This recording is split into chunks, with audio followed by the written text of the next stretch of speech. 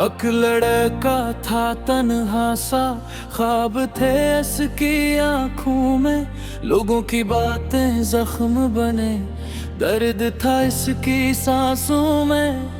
हर कदम पे इसको रोका गया, हर मोड़ पे वो टूटा था, मगर दिल के किसी कोने में एक ख्वाब अभी भी जिंदा था।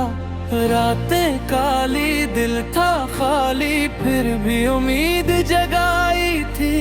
आंसू बहकर ये कहते थे मंजिल अभी पर आई थी। मैं हार नहीं मानूंगा, चाहे ज़माना रोके मुझे, मैं चलता ही जाऊंगा, चाहे अंधेरा घेरे मुझे। ये दर्द ही मेरी ताकत है, ये ख्वाब मेरा सहारा है। मैं गर के फिर उठ जाऊंगा, मेरा वक्त भी आना है।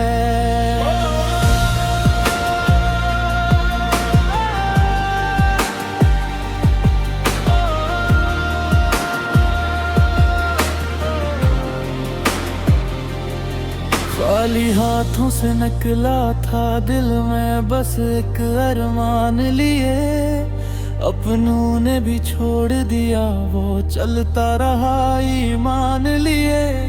रास्ते पथरीले थे मगर कदम कभी न रुके हंस के, क्योंकि वो जान गया था अब ख्वाब नहीं झुकते डर से। जो आज हंस रहे हैं मुझ पर कल मेरी मिसाल देंगे, जो कहते थे कुछ नहीं बनेगा कल मेरा कमाल कहेंगे।